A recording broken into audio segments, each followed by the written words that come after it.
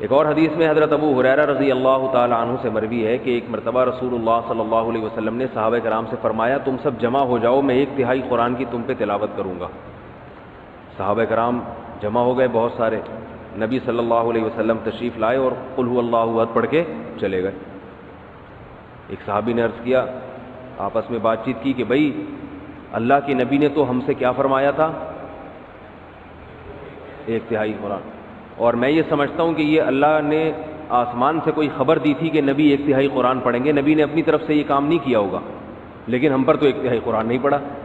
تو آپ صلی اللہ علیہ وسلم تشریف لائے اور فرمایا کہ سورہ اخلاص جو میں نے پڑھی ہے یہ 1/3 قرآن ہے، اتنی بڑی فضیلت ہے اس کی۔ اب علماء نے اس کے مطلب بیان کیے کہ 1/3 قرآن ہونے کا مطلب کیا ہے۔ دیکھنے میں تو 1/3 قرآن نہیں ہے نا، لیکن 1/3 قرآن کا مطلب کیا ہے؟ تو اس کے 2 مطلب بیان کیے گئے ہیں۔ اس لیے علماء کہتے ہیں جس نے 3 مرتبہ قل هو اللہ احد پڑھ لی اسے 1 قرآن کی تلاوت کا ثواب ملتا ہے۔ سمجھ رہے ہیں؟ جس شخص نے 3 مرتبہ قل هو اللہ احد پڑھی اسے 1 قرآن کی تلاوت کا ثواب۔ اب اس پر اشکال ہوتا ہے کہ 3 مرتبہ قل هو اللہ پڑھ کے جب 1 قرآن کی تلاوت کا ثواب مل رہا ہے تو الحمد سے لے کے والناس تک قرآن مجید پڑھنے کا فائدہ پھر کیا ہے؟ سوال ہی سمجھ میں نہیں آ رہا، جواب کہاں سے سمجھ میں آئے گا؟ جس قوم کی سمجھ میں سوال ہی نہیں آئے اس قوم کی سمجھ میں آ گیا سوال؟ آپ کی نہیں آیا؟ بھائی جب 3 دفعہ قل هو اللہ پڑھنے سے 1 قرآن کا، کیونکہ 1/3 ہے نا، 1/3 ہے، تو 3 دفعہ پڑھ لیں گے تو 1 قرآن ہو جائے گی، تو پھر الحمد سے لے کے والناس تک پڑھنے کی کیا ضرورت؟ شکر ہے سمجھ میں آ گیا۔ اچھا آواز کی وجہ سے نہیں آیا تھا۔ تو اس کی بہت ساری وجوہات یعنی جواب دیے گئے، لیکن اس کا سب سے بہترین جواب وہ ہے جو علامہ ابن تیمیہ رحمہ اللہ تعالی نے دیا ہے۔ وہ جواب یہ ہے کہ ہر چیز کا اللہ نے اپنے علم میں ایک ثواب رکھا ہے، وہ قیامت کے دن ملے گا، اس کی کوئی مخصوص وزن ہوگا، کوانٹٹی ہوگی، اس کی مقدار ہوگی، یہ تو اس شے کا ثواب ہے۔ تو اللہ نے اپنے علم میں پورے قرآن کی تلاوت کا بھی ایک ثواب رکھا ہوا ہے، وہ 3 دفعہ قل هو اللہ پڑھنے سے بھی حاصل ہو جاتا ہے، جو اللہ نے پورے قرآن کی تلاوت کا ایک مخصوص ثواب رکھا ہے۔ لیکن جب آپ پورے قرآن کی تلاوت شروع کرتے ہیں الحمد سے، تو ہمیں پورے قرآن کی تلاوت کے ساتھ ساتھ کچھ اضافی ثواب بھی مل رہے ہوتے ہیں۔ مثال کے طور پر جب ہم قرآن کی تلاوت کریں گے اس میں سورہ فاتحہ بھی آئے گی، اس کے کچھ اضافی فضائل ہیں اس سورت کی تلاوت۔ سورہ بقرہ بھی آئے گی، سورہ بقرہ کے کچھ الگ سے اضافی فضائل ہیں جو اس کی تلاوت کے بارے میں وارد ہوئے۔ سورہ آل عمران بھی آئے گی، اس کے الگ فضائل ہیں۔ پھر قرآن مجید کی جو جنت اور جہنم کی آیتیں آئیں گی آپ کے سامنے، اس سے جو انسان کا دل بنتا ہے، جو واقعات آتے ہیں اس سے جو انسان کو عبرت حاصل ہوتی ہے، یا قرآن کی تلاوت سے اللہ کی جو محبت پیدا ہوتی ہے، یہ ساری اضافی چیزیں ہیں جو پورے قرآن کی تلاوت پہ آپ کو ملیں گی۔ تو سورہ اخلاص 3 دفعہ پڑھنے سے وہ جو اللہ کے علم میں 1 دفعہ قرآن کی تلاوت کا جو اصل ثواب ہے وہ مل جائے گا، لیکن جو اضافی ہیں، فاتحہ کے اضافی فضائل، سورہ بقرہ کے اضافی فضائل، پھر قرآن پڑھنے سے جو اللہ کی محبت اور قرب اضافی، یہ پورا قرآن پڑھے بغیر نہیں حاصل ہو۔ سمجھ گئے بات کو؟ یہ سب سے بہترین جواب ہے۔ اور بعض علماء نے یہ بیان کیا کہ یہ بھی ایک معقول جواب، اچھا جواب سمجھا گیا ہے کہ قرآن مجید میں بنیادی طور پر 3 مضامین بیان کیے گئے ہیں۔ ایک تو عقیدہ توحید کو بیان کیا گیا ہے، شرک کی نفی۔ دوسرا قرآن نے بیان کیا ہے احکام، یہ کرو، یہ نہ کرو، یہ حلال ہے، یہ حرام ہے، نماز پڑھو، روزے رکھو، زکوٰۃ دو، زنا مت کرو، وغیرہ وغیرہ۔ یہ ایک قسم کا مضمون ہے۔ اور تیسرا مضمون ہے روز جزا، آخرت قائم ہوگی تمہیں۔ یہ پورے قرآن کا گویا کہ بیسک بنیادی 3 مضامین ہیں۔ تو سورہ فاتحہ میں توحید خالص کو بیان کیا گیا، تو قرآن کے 1/3 ٹاپک کو، 1/3 مضمون کو سورہ اخلاص کور کر دیتی ہے۔ اس لیے اس کو یعنی مضمون کے لحاظ سے قرآن کے مضامین کے لحاظ سے 1/3 قرآن کہا گیا ہے. سمجھ رہے ہیں بات کو کہ نہیں سمجھ رہے؟ ایک چیز ایک لحاظ سے کچھ ہوتی ہے، دوسرے لحاظ سے نہیں ہوتی. جیسے میں نے بتایا تھا آپ کو کہ حدیث میں آتا ہے کہ سورہ فاتحہ جیسی کوئی سورت نازل نہیں ہوئی، لیکن حدیث میں آتا ہے سورہ فلق اور سورہ ناس جیسی کوئی سورت نازل نہیں ہوئی. تو حدیث ہی میں اس کا دوسری حدیث میں جواب موجود ہے. سورہ فلق سورہ ناس افضل ما یتعوذ به المتعوذون، پناہ مانگنے والوں کے لیے، پناہ مانگنے مختلف قسم کے شر سے پناہ مانگنے والوں کے لیے ایسی صورت نازل نہیں ہوئی.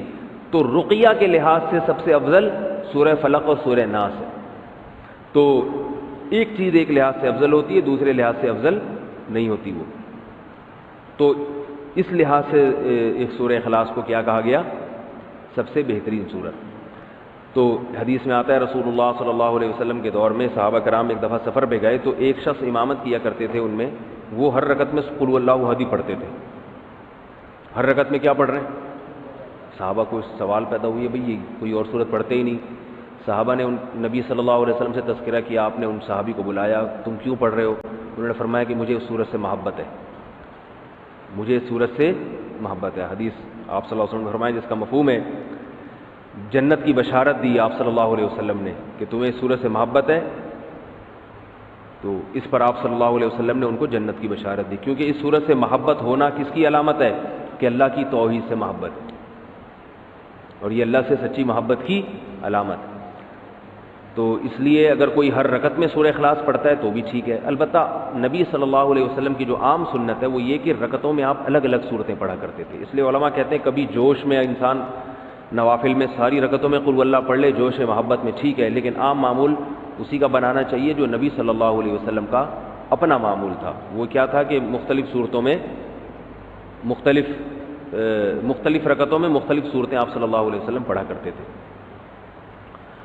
حدیث میں رسول اللہ صلی اللہ علیہ وسلم رات کو سونے سے پہلے سورہ فلق اور سورہ ناس کے ساتھ قل هو اللہ احد کی تلاوت بھی کیا کرتے تھے.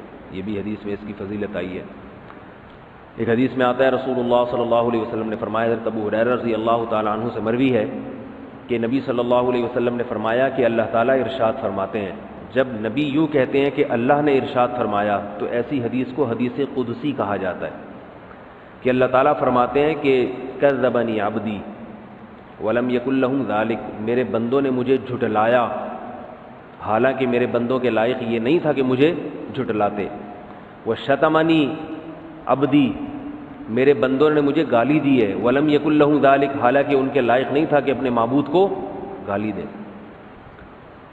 کیسے؟ پھر اللہ کے نبی فرماتے ہیں کہ اللہ تعالیٰ نے فرمایا کہ میرے بندوں نے کہا لن یعیدنی، میرے بندے نے کہا لن یعیدنی ابدا، اللہ مجھے دوبارہ زندہ نہیں کرے گا، کما بدأنی، جیسے پہلی مرتبہ پیدا کیا تھا. تو یہ مجھے جھٹلایا، حالانکہ جس نے پہلی مرتبہ پیدا کیا ہو اس کے لیے دوبارہ بنانا تو اور آسان ہوتا ہے. یہ اللہ کے الفاظ بتا رہا ہوں، نبی نے جو فرمائے. تو اللہ فرماتے ہیں کہ حالانکہ دوبارہ بنانا تو پہلی دفعہ سے بھی آسان. تو یہ میرے بندے مجھے جھٹلاتے ہیں، کہتے ہیں پہلی دفعہ تو بنایا مگر دوسری دفعہ نہیں بنا سکتا. اور شتمنی عبدی، اور میرے بندے نے مجھے گالی دی، ولم یکن لہ ذالک، حالانکہ اسے نہیں چاہیے تھا کہ مجھے، اس کے لیے لائق نہیں ہے کہ مجھے گالی دے. کیسے بھئی؟ اللہ کو تو کوئی بھی گالی نہیں دیتا.